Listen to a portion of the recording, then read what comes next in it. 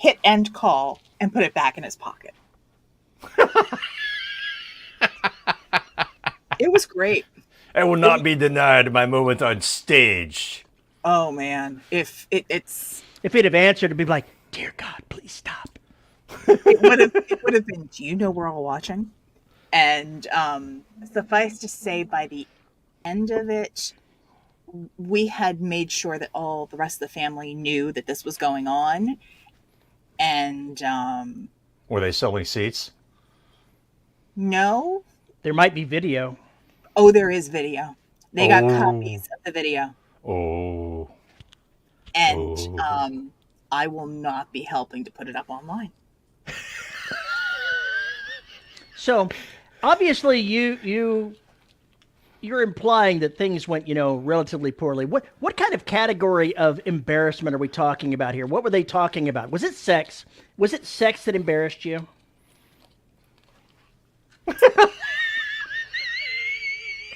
No.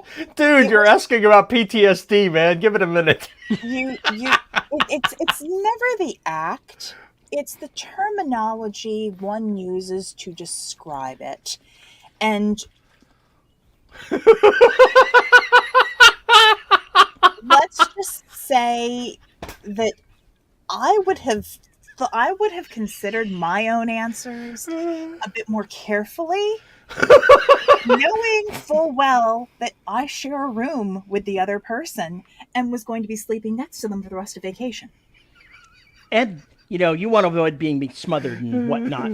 I mean, I don't think either of them has the strength to smother the other, but, So I was driving down the old dirt road and...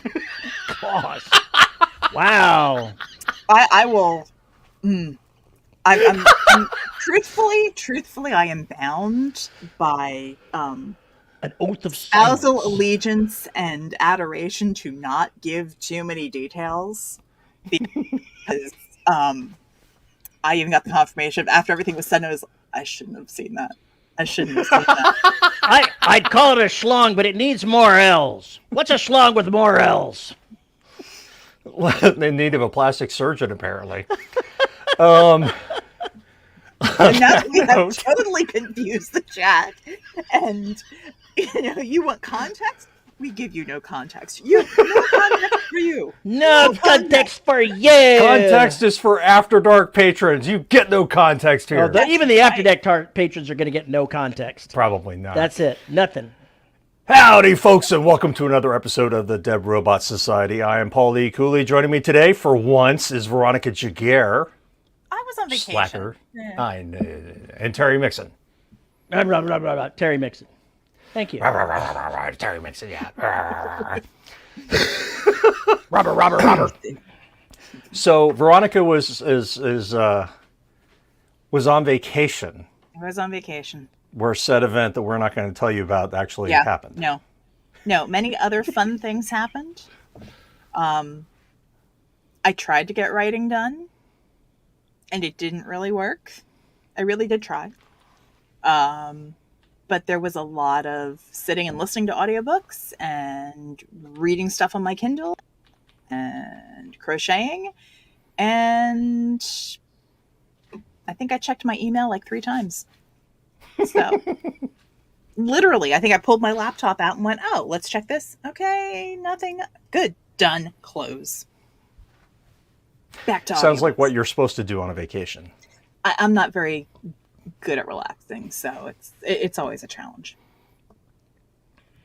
Well, you look like you enjoyed it, so we didn't hear any drowning stories or anything like that, so I figure everything went well. Nope, no drownings, no tropical depressions, although I think there is one that's trying to form right now, or has formed, so there's that. I'm not responsible for it. Yep. Welcome to hurricane season, folks. So your life is boring because you went on vacation. Terry, what do you know? I know that I'm even further behind in the book that I was working on than I was to start with. Chastised you about this during the pre-show, and I still gotta know. I gotta know. What's making you slack, man? I am setting up a role-playing game that I'm going to be GMing, and let's just say that 2 days of my time were eaten up by making a deck plan that I could probably have done without because I couldn't help myself. Did you fall into the world builder's void? I'm not sure that it's the world builder's void, but it's definitely I want to start playing this game, and it's all set up, and I'm waiting for the final character bits to be done so I can start playing it next week, running it next week for the other players. Okay. So your procrastination is, ooh, look at the new shiny. Oh, That's shit. I have to go finish exactly the my old shiny, procrastinating, which as isn't I wanna do shiny this. anymore. It's got a nice coat of rust on it. I'm tired of looking at it. So Yeah. what I've got, how many is that? 6 chapters left to go ahead and write. And I am going to force myself tomorrow and the day after to write 3 chapters a day to get the book done. And I have to turn it in a week from today. So that leaves me 5 days to do the read through. I could probably, eke out another day of delay since it's Saturday. The editor and I get along pretty well. So I could probably squeak a couple of days in there, but I've actually got to force myself to finish this.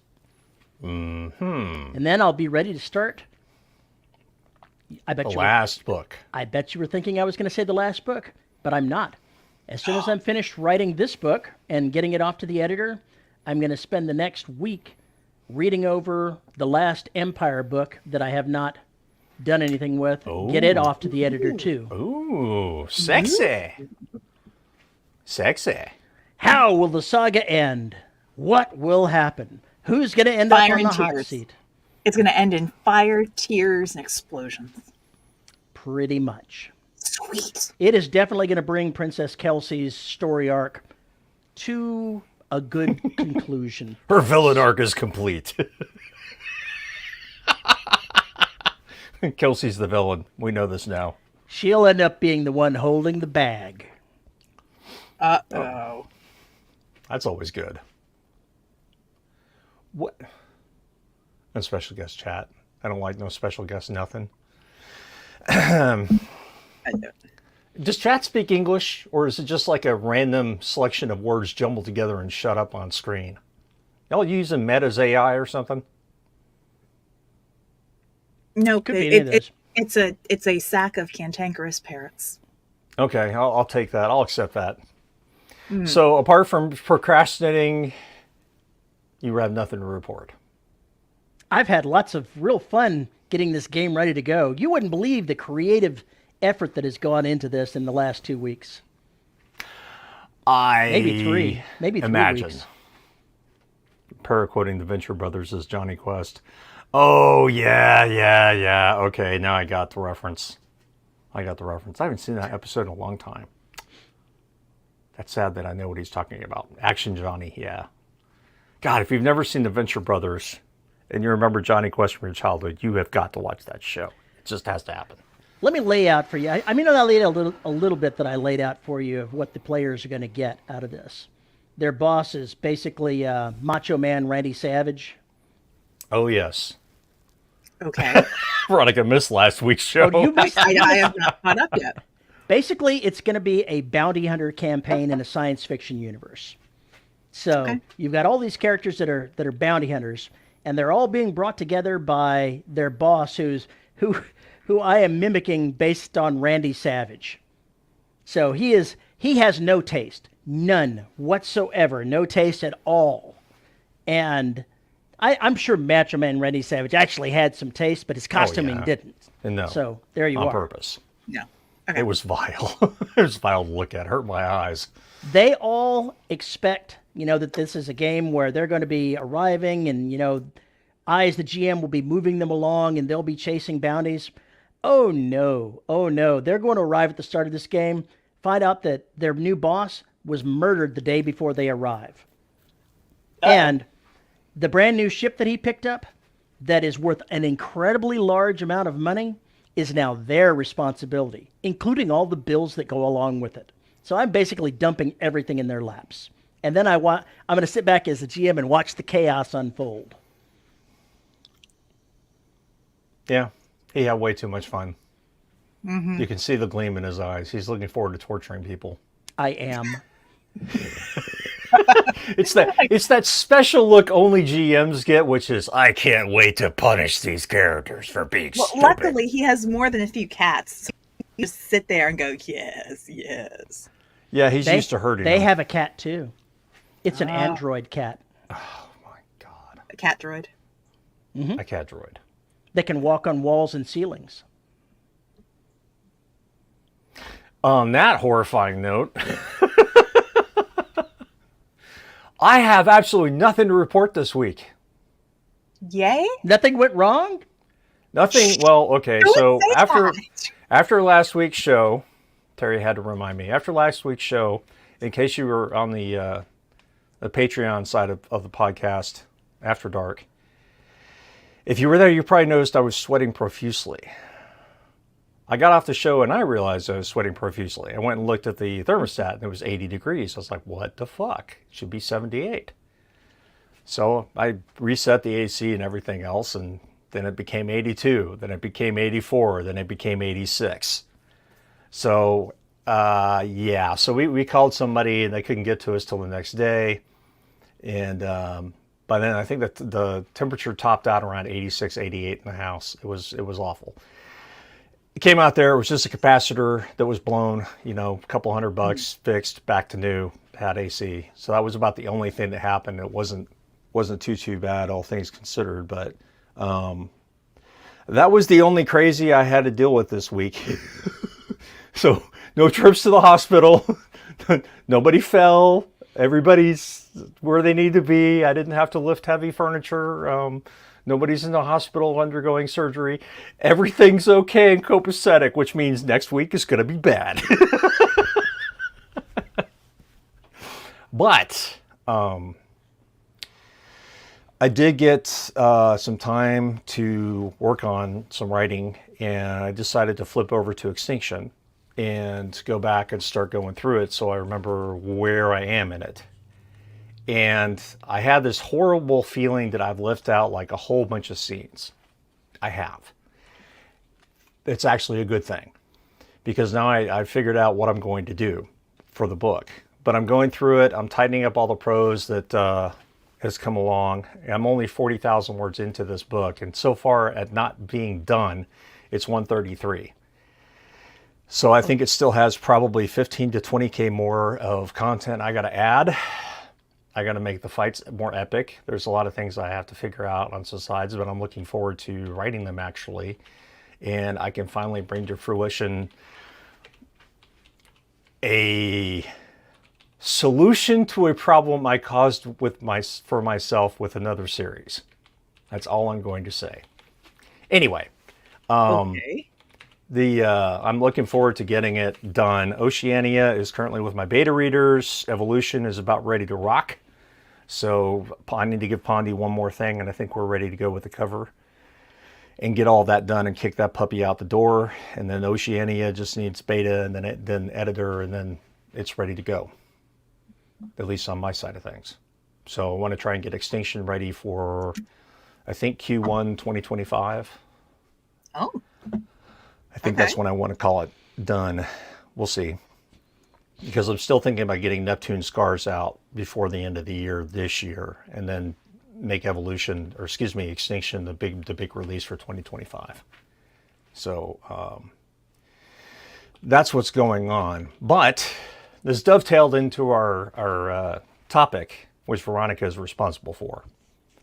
And I'm usually responsible for the topics. you have been lately, because Terry is always just regurgitating the same old bullshit. I mean, one of the great things Because they have about the having same you on problems. here- Topics only deal with my problems. I don't deal with anybody else's problems. Well, This is one of the things about having you on the show is you haven't been doing this for 10 fucking years, so you have some better ideas. I haven't been podcasting it, but I've been writing. So Yeah, there is no, that. I meant the podcast. I did not mean the writing. Listen to you guys for that long. Veronica's the topic queen as the dom in this triad. Thank you, Brett. Anyway, Brett. Dude. yeah, we're already there. Veronica wanted to talk about the slog. I'm not. What is the slog, V? Oh. Currently, the slog is me trying to make sure that I've got someone to pick up a child at the bowling alley. Let them walk. Well, tell them to take an Uber. I would, except there is another teenager who can go pick them up. Yeah. For Even better. vacation, literally, it was like, hey, can she come sub at a tournament? Sure. You can have it. Yeah, so charity fundraiser tournament. The 15-year-old is going to smoke all the old guys. It's great. Anyway, yeah, the slog. So, like I said, on vacation, and I handwrite my first drafts if I'm writing by myself because it's the minimal level of distraction. And I like writing it out. There's a better connection for me. And I got about 5 pages in, and 5 handwritten pages is about 1,500 words for me. I have tiny handwriting. So I got there and I realized I kind of written further than I needed to in the scene. So it is rom-com, for lack of a better description. And the convention is when you have some kind of high point in a scene, you'll switch points of view. Okay. So I realized I didn't switch early enough. And I'm like, okay, so I need to switch through. And then we're like, does this scene need to come later? Does this confrontation need to come later? Is the pacing working? I'm like, how far back do I need to unravel things? Because as of right now, I did make it a point to start to type stuff into Scrivener. Oh, hang on. Yeah. First Hurts and Sympathy. So when I was in high school, I was in a splint or brace, whatever, for carpal tunnel syndrome because I used to jam my fingers like this around a pencil. And you can kind of see how that messes with your tendons and all that. And I wrote tiny. And so I was in a brace for 6 months and had to modify how I hold a pencil. And I don't have that much fatigue anymore, but I've got like the writer's callus and whatnot. So as of right now, that's the wrong Scrivener file. I didn't know that feeling. Which one of these 5 books am I working on right now? Where is it? So, did I not? Sweet mother of... Oh. And the words Do I are have missing. Nope. Yeah, evidently I have another... I'll have to find it. Anyway, I know that right now I've got at least 20,000 to 25,000 words done in this based on what I've typed up and written up. And I'm wondering how far back do I need to go back to fix things? I don't want to restart it because then you lose momentum. It's like, Burn it to the ground. Burn it to the ground. If you don't have it done right, burn it to the ground. But the problem is that's off of my mentality because some of us, have perfectionist syndrome. If I can't do it right the first time, screw it. But you kind of have to, you can't edit a blank page. And that's what I always try to come back to.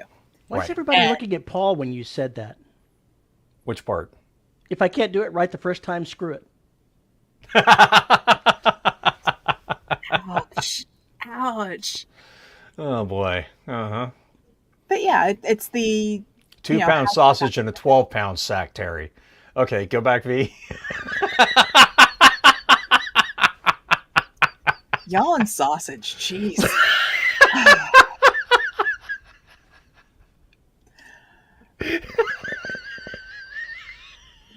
That kielbasa looks a little underfilled, buddy. That's why it's... Oh, anyway. you're pouring 10 gallons of now sauce and you're in good shape now. But if you heat them up, they expand and then they start to... Anyway. Oh no, this one's girth is fixed. Or lack thereof. Anyway, continue. Right. So, the challenge being... Deflation. So the challenge being, I do outline, and I'm sticking to the outline as best I can, but at one point do I go, maybe I need to fix the scenes. Maybe the flow isn't working. Maybe the idea is shit and I shouldn't be writing this at all.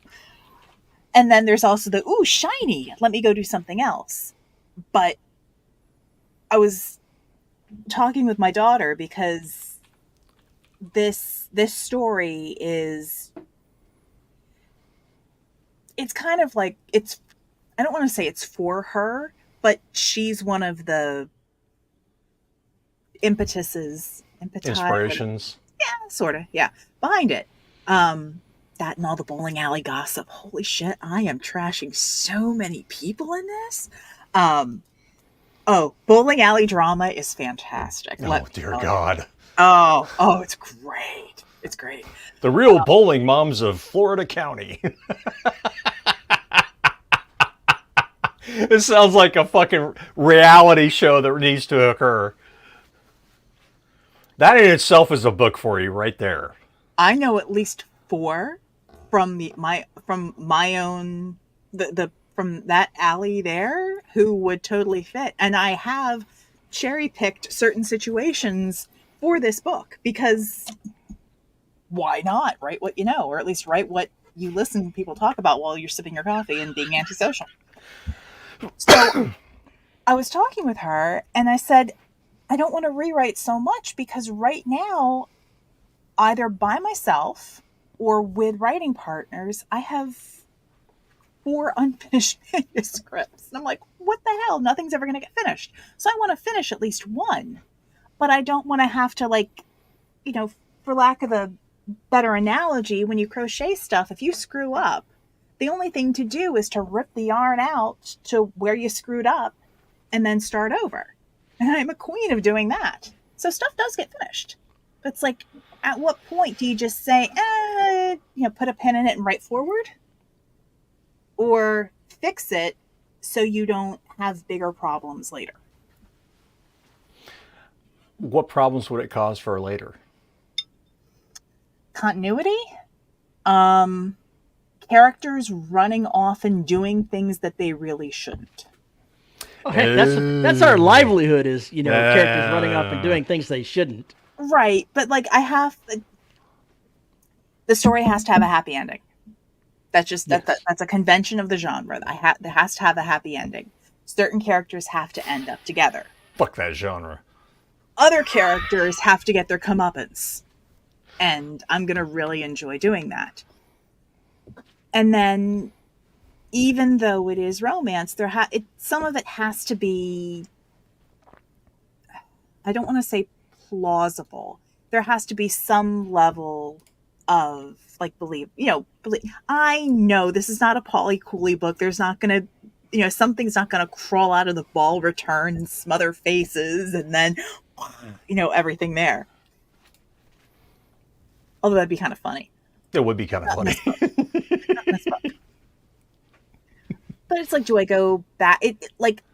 What I did is I read back through what I'd written, went, okay, so up to the end of page 5 of what I wrote. It's okay, I like this. This is a good part. And then it stops the question, and it would make sense to switch over to the other character and have her reaction through the whole thing. Okay. And then go forward. Okay. And that's when some kids started screaming and I got disgusted and stopped. Because writing in public sometimes works and sometimes it doesn't. Sometimes it works, sometimes it doesn't. Depends. So.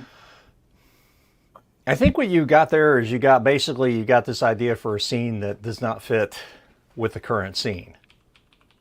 Or an extension of the scene that doesn't fit with the current scene. Yeah. It's the reaction that was happening from one of the characters, it was not fitting their personality. And I needed to have a better reaction. I think the only way I was going to get that better reaction was to stop and switch points of view. That makes sense. There have been times where I've had to back up and fix things that I wasn't happy with. And usually it feeling like a slog is a good indication that you've hit one of those spots. Yeah, so, all right. This is pertinent. Mm-hmm. One of the reasons I stopped writing Extinction was I couldn't make the whole thing fit in my head. There were certain scenes or certain things that needed to happen. I could not figure out how to make them happen. Okay. There were also certain parts of certain scenes where I was shocked at how much longer it went on. I expected this scene to be only 2,500 words. Instead, it ended up being 3,500 words with no good way to kill it, cut it off. It's going to be a long-ass chapter. I did not need to cut any of that because there's 3 sentences in there that basically set up 4 more scenes that haven't happened yet that need to. So was I writing off into the wrong space, or did my brain just figure out what was going on? And I don't know the answer to that question. But I've written some scenes I thought were superfluous, and I've cut out a couple already that didn't seem to go anywhere. Just like some paragraphs are just like, you look at them and you go, what the hell was I thinking when I wrote this? And you kill it and you move on. The scenes that drag on and you start to get a point where the characters are doing something that doesn't make sense for them, then yeah, you need to double back, unless there's a really good reason why that character is not acting the way they should. Like you said, as a reaction to something else that occurred, or reacting to something that happened that they just saw. So that means you probably need to go back. But, and this would be so much easier if you were a Scrivener. Well, that's the thing I do. I went through, and so as I get stuff written, like at the end of whatever chapter that I have, I'll go and type it up into Scrivener, and as I'm doing that, I do point out that there are little things that I need to fix. There was a big thing I needed to fix of where one of the main characters was from. It didn't make sense for them to be living 2 hours away. I needed to put them 12 states away, for them to not have a reason to be able to come home very often. And that was a note. It's okay, we'll do that. I will fix it later.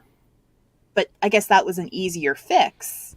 Yeah, that's an easy fix compared to I set up 3 plot points here, or dealt with 3 plot points here, but it doesn't make sense with how I dealt with them. Mm-hmm. That's a different problem. So rather than scrap everything, what I've done with Extinction, what I've done with Signal Decay, what I've done with what I even did with Oceania, thank you, Scrivener, was basically grab those pieces, make copies of them, delete the offensive portions, and keep the old stuff. I mean, if I had real version control and could actually do those kinds of things with the files, that'd be one thing, but I can't, not with Scrivener. It's a feature I really wish they had. But that notwithstanding, I have the original, and it's put into a folder that basically says, this is the shit that doesn't fit, and it's got old next to it with the same title as the chapter that I've got that survived, portion of the chapter it survived.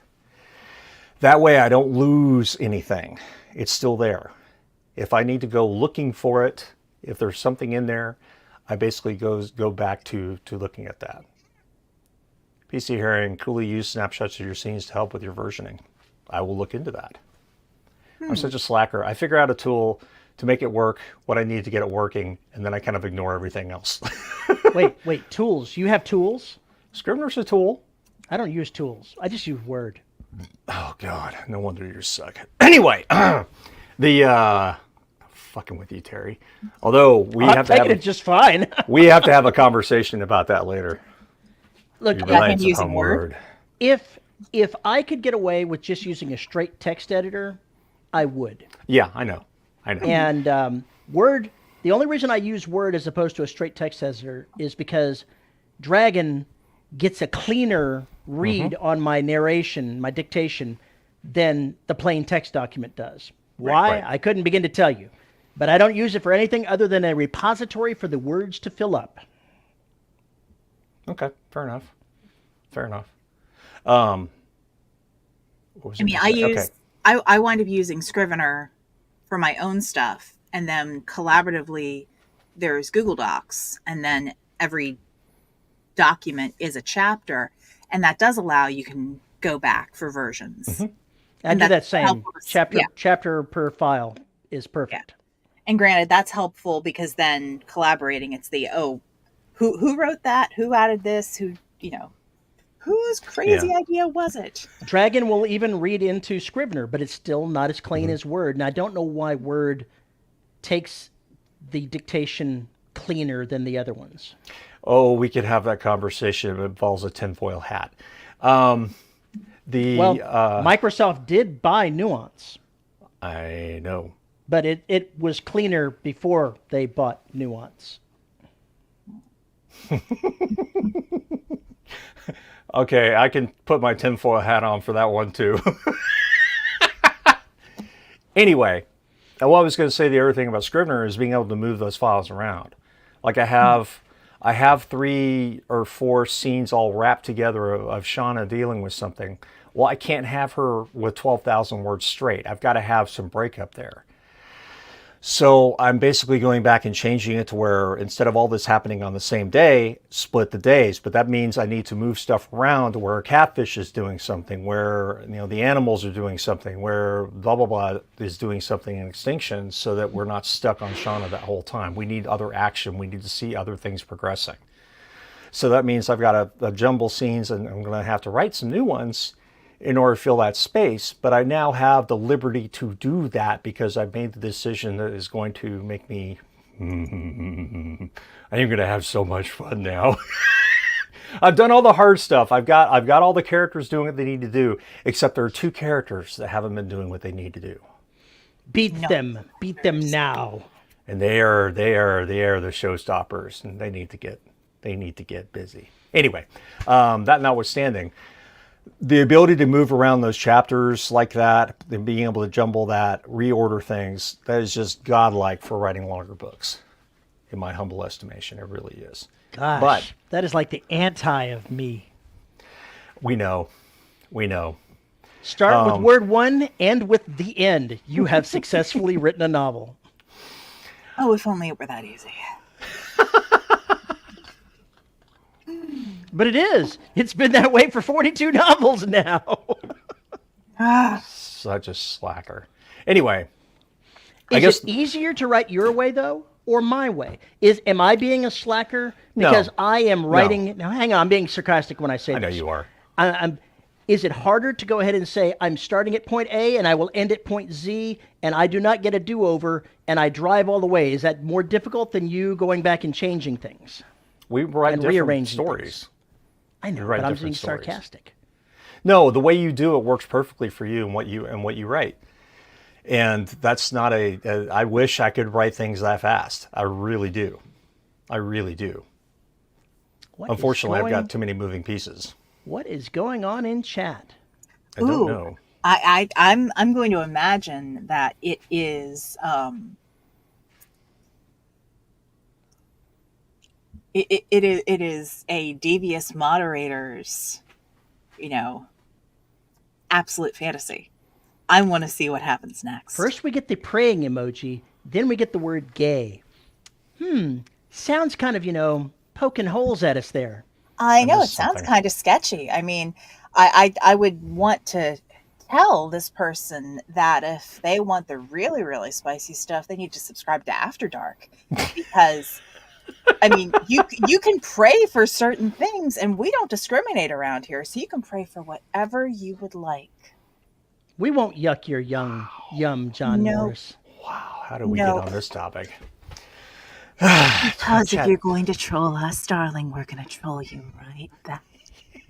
Along with the sound of cats in the background. Or is that so? Do you want to say something? You got to say something? Come here. Oh my God. There you go. Woof. I know. Was that a hiss or just a meow? No, that was It wasn't a hiss. It was just a sort of meow. He doesn't hiss. He only ever hisses at his sister because he's a good boy. Yes. So Terry, how far back have you had to go before? Only a chapter. Only a chapter. I can't think of a time where I've had to go more. If I would have had to go more, maybe 2 chapters, but I don't believe I ever did. I believe that I have hit my stopping point and going, I'm not feeling it. I'm not feeling it. Back up a chapter. Start over. Okay. I have done that before too. That is so rare, though. I think I may have done it maybe 4 or 5 times, period, out of my writing career that I've done that. I think I pretty much did that with an Ancient Trap once I got through the first false start.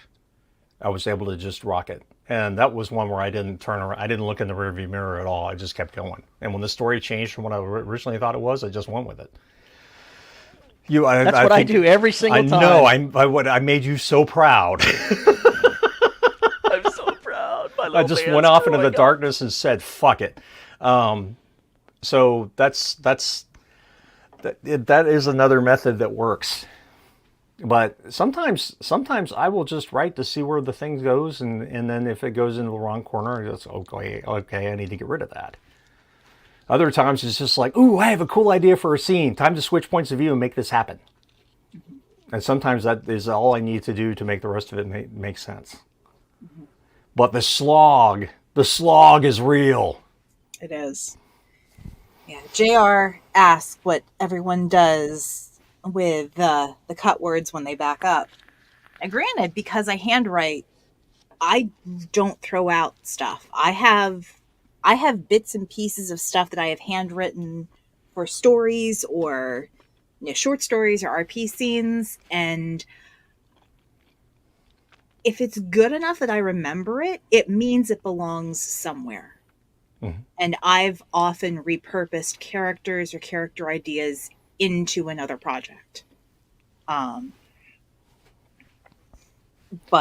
Or they're just, it's fun to keep around. My God, you're shedding it. I have a Soul and Beyond Scrivener file, which has the Derelict Saga and the trilogy that I'm writing right now. Not right now, but I am writing, of which Neptune Scars is the first book. I have folders for each of those books of deleted scenes, of cut scenes, things that didn't make it for whatever reason. I have a ton of them. I can go back to them anytime I want. I have some of the same stuff going on with the Black. I can go back and look at them anytime I want. That's how I put them together. Some people use them in, they'll make a Google Doc of just cut scenes or cut ideas or something on those lines. But I am just definitely not disciplined enough to do that. Would rather just keep all the stuff in one file for that book. So it's easier to go back and look at it. But it isn't all that often I go back there. It's not often I go back there, but I do go back occasionally. You realize that one of these days in the far, far future, when you finally pass on from this life, someone will go through there and take all of the shit you've written and then kludge it together, feed it into an AI, and be writing Paul Cooley books till the end of time. Oh, let's hope not. Hopefully the AIs have better taste than that. But I mean, if you are saving stuff, that's I've seen authors use those what ifs or those alternate endings or alternate scenes as content. Bonus material. It's either bonus material or just content for their patrons. Yes, I have. So, Paul, V, should I go ahead and take our little troll, and he hasn't said anything new, but should I go ahead and ban him just on general principles? Yeah, probably. Maybe we scared him. Maybe. Clyde's very intimidating. Aren't you? Maybe Clyde? AI Paul E. Cooley will have better taste in music. Oh my God. What? My taste in music is just fine, dude.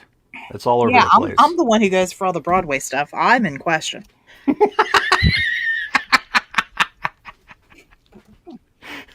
I'm really all over the place. Right now I'm listening to a lot of Poppy. Because, Poppy.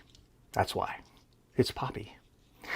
So if you're worried about that, then if you handwrite, you got to keep a file folder somewhere of all the stuff, or you should back it up or do something on those lines. I knew Brett was going to have a comment about that. There's nothing wrong with a good Broadway song. I mean, we can go back and forth and riff on that, but not necessarily. You and Brett could do that kind of shit for hours. Trust me, not a problem. finding a way to back up some of those things or to give you an idea for the next book in that series or something like that, that's very, very good stuff to have. Don't lose track of it, especially when you got those good ideas going, man, I should really write that idea down. Write it down somewhere that you'll find it again. Cards. However you do it. Yeah, index cards, Post-its, notebooks. A little journal. Yeah. Etch it into the wall next to the other days you're counting down. Write it in blood on the wall so that when the crime scene investigators show up, they can know what you were thinking.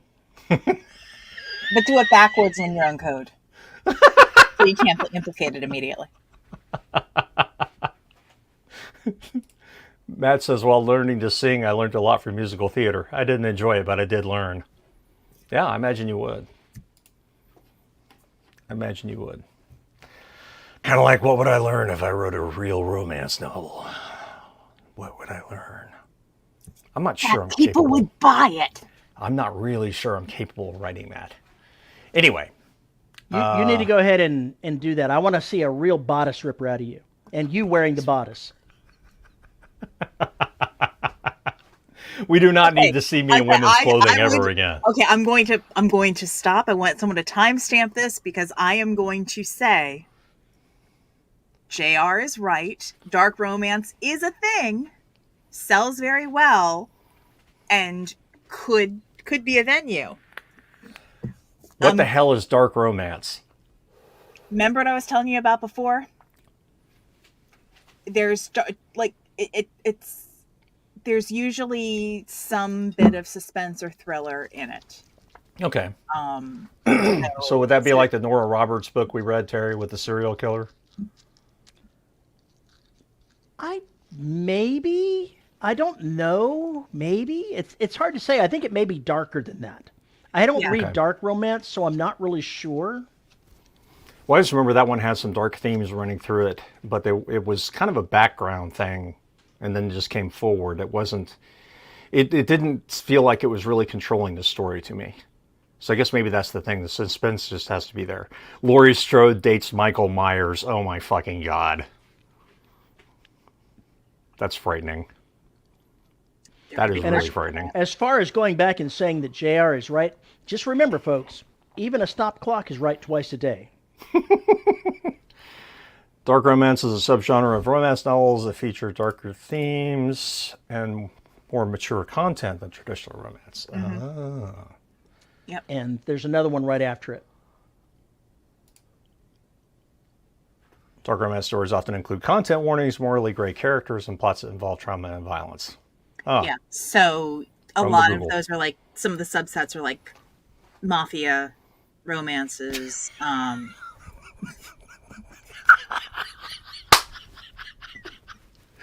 Dark bromance. Oh God, I love it. I love it. Is that like Dumb and Dumber? No, that's a rom-com bromance. No, That's totally different. Oh my gosh, no. You know what dark bromance is? That's Sons of Anarchy. Okay. I buy that. Or what was the one after that? Mayans. Oh my, it was so good. And that was one where the endings, like when they wrapped stuff up, it worked a little bit better than the Sons of Anarchy ending, but not by much. So what about the one that they went ahead and made the meth all the time? Oh, Breaking Bad. Is that a bad bromance? You know, it bromance? kind of has. There's kind of something going on there. Actually, there is a little bit of that between Walt and Jesse. Yeah. There's a little bit of that. I'd never seen it. I'd never seen it like that. But man, yeah, kind of a weird. It is that kind of like buddy bit where it's almost codependent, and each of the two is like terrible for each other in terms of, you know, their likelihood to survive. Oh. That is an excellent like subgenre. Oh. If it's not a thing, it needs to be a thing. It does need to be a thing. Jared says dark romance would be a buddy cop style story, but instead of cops, they can be mob enforcers. I think that would be good. That would be good, actually. I thought about writing an alien invasion story once where two of the two main characters were one was a straight-laced cop and the other was a mob enforcer. And they were forced to work together to fight the aliens. Now that would be a weird bromance story right there. Oh my God, that would be bad news. That would be bad news. Yeah, I'm gonna see the two mob enforcers, as they're chopping a guy up talking football. I can totally see this. Leave the gun, take the cannoli. Leave the femur, take the skull. Well, you don't want to leave the teeth lying around for identification, so. Exactly. Yeah. There are rules for alien invasion stories. There must be at least one. Ack. Thank you for the When Mars Attacks reference. Now we just need to have, who was that singing that made their heads explode? Oh, God. Say again? Yodeling. It was yodeling. No, it was a specific singer. It's a specific singer. I can't remember his name. JR probably knows. JR probably knows. I could have told you till you said that. Shit. Brett probably knows too. I can't remember. Anyway. Yes. Slim Whitman. Slim Whitman. There we go. It almost made my head explode in the theater. Good Lord. What was I going to say? Slim Dark Whitman has bromance. driven your thoughts right out of your head. That pretty much just derailed me completely. If you can remember I'm going to quicker throw than it I out can in the Google. Discord. In case you don't know what we're talking about. There we go. Indian love call. Oh, God. I know. Oh, that picture. Yikes. No, Oh. JR, I can just Google faster. Oh, God. That's just terrifying.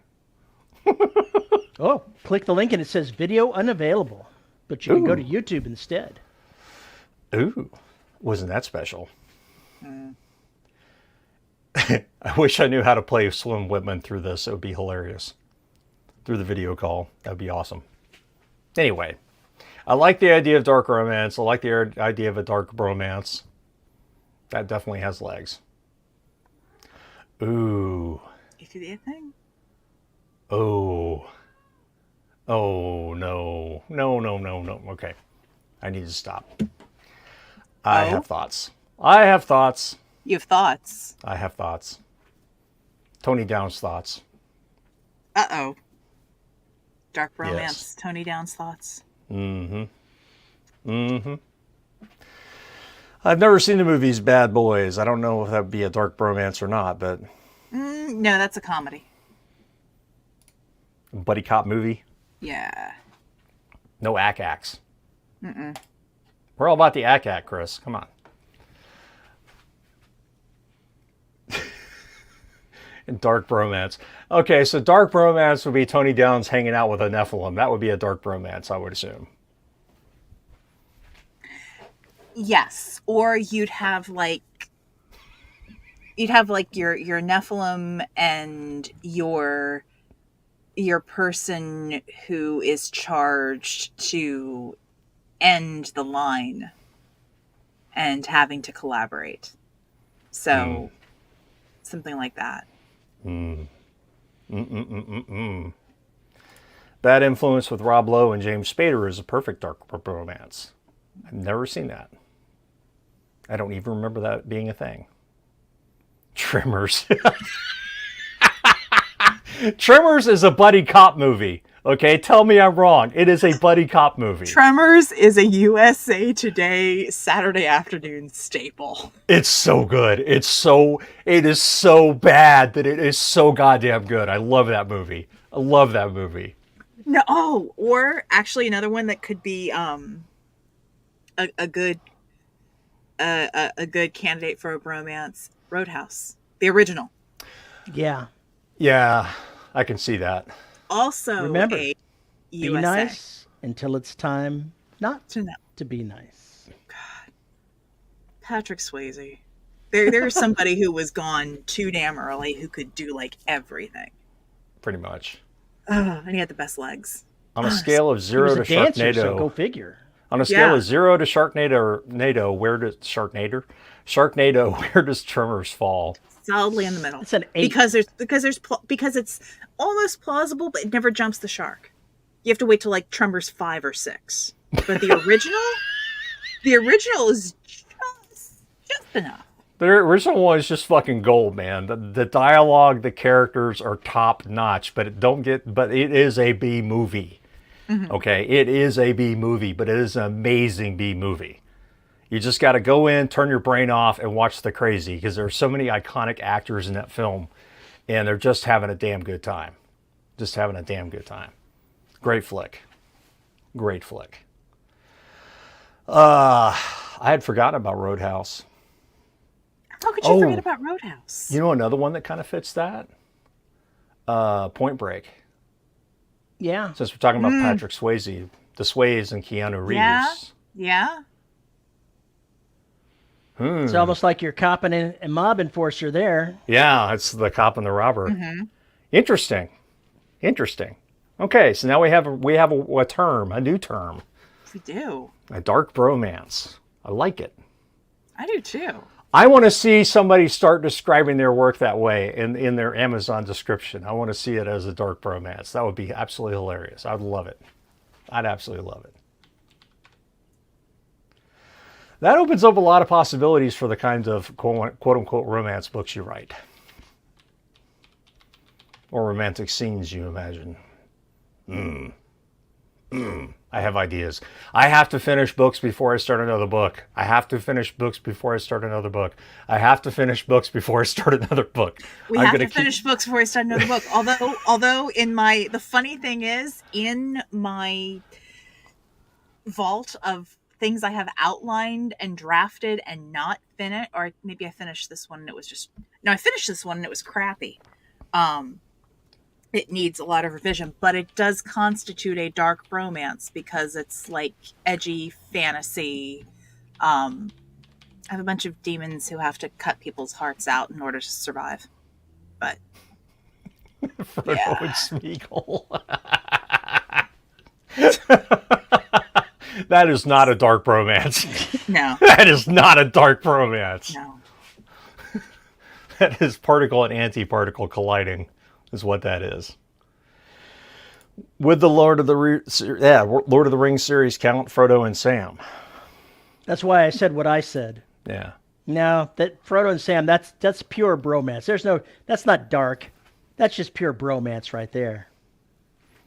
Bromancing the Stone. Somebody needs to make that movie. Anyway, I like this. This is we need to have an entire section on dark romance. You need to make that happen at 20 books.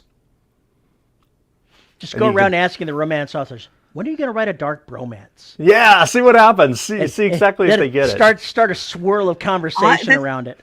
I know exactly one of the groups that I could start this conversation in, and it would be one of the authors that I've narrated for, Holly Roberts, who is lovely and she writes some really interesting dark stuff. She writes flipped fairy tales. She writes Death and the Last Vampire is the series I narrated for her. But she would jump on this. And if she didn't write it, she would know someone who would. So Butch and Sundance, yeah, that would be a dark romance. Oh. That's a good Really? example. I don't know. Maybe. It's maybe a tragic bromance. I don't know that it's a dark bromance. I would say it's pretty dark bromance. I would say that's a pretty dark bromance Bad considering things how it happen ended. to them, but that's just the ending, though. The part up until the ending was not dark. I think the story has to have more darkness in it for it to be. Yeah, Wyatt Earp and Doc. Mm-hmm. Doc Holliday. Maybe. Aside, my younger son dressed as Doc Holliday for Halloween once. Did he tell everybody, I'll be your Huckleberry? We told him to do that, and he had the most ridiculous looking mustache on, and he won the costume contest because all that you had to do was this little 8-year-old walking up in this huge Stetson and vest and fake mustache. saying that, and then the little ladies thought he was just the cutest thing. Got himself a $20 Walmart gift card. Basically, any Western is this genre. Wow. I can think of a few that actually fit that description. Huh. Interesting. I am so not mad about going off topic on this one. This is great. Well, we obliterated the other topics, so it's Exactly. naturally we jump over to this. This is a genre I hadn't really considered or thought was a thing. Well, because most people, when they assume that you've got two, when you assume that you've got two same-gendered leads, it's going to fall into buddy cop, or it's going to fall into like some horror thing. Whereas having the darker romance, they don't necessarily have to be, the relationship between them doesn't have to be necessarily amorous, but it needs to be codependent and destructive in some way. Hannibal, the TV series. Oh yeah. Between he and Will. Yeah. That is so close to being a sexual relationship that it just keeps just not happening. But it might, and the two of them really do want to kill each other. Is the most fucked up. Is the most fucked up dynamic I've seen in TV. It was amazing. Oh, Boondock Saints. That was Boondock Saints, but yeah, the brothers. But that has that makeup, and that drifts into buddy cop territory too. Yeah, but it's a well, like I think buddy cop assumes that both characters are on equal footing. Whereas if you get into the dark romance bit, there's that power dynamic. There's a codependency, and it needs to be broken for it to be healthy. But who wants healthy in their fiction? Look, I know she's a demon from hell, but the sex is amazing. There's a genre for that. Yeah, I know. I know there's a genre for that. There's also bars for that. Why didn't you tell me you were a demon from hell? Ow! Ow! When does the next Last Hunter book come out? I turn it in next Saturday, so probably 3 weeks after that.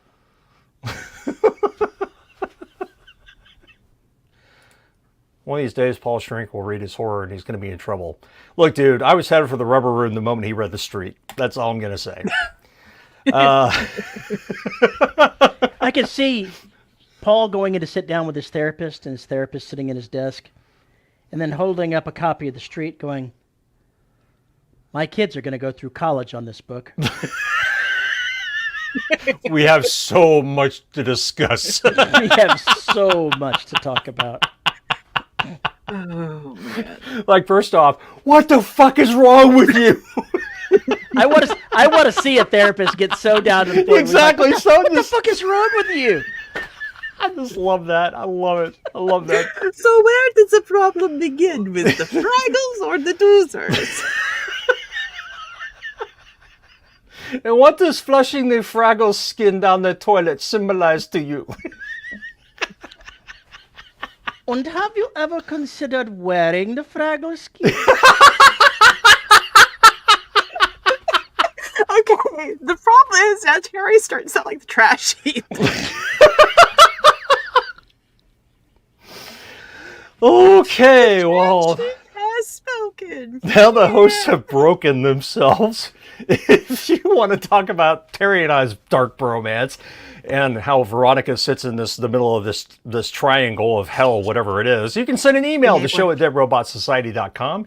You can find me on Mastodon at Paul_E_Cooley at VYRSE.social. You can find us on Facebook at the Dead Robot Society writing community, where we mangle all the madness.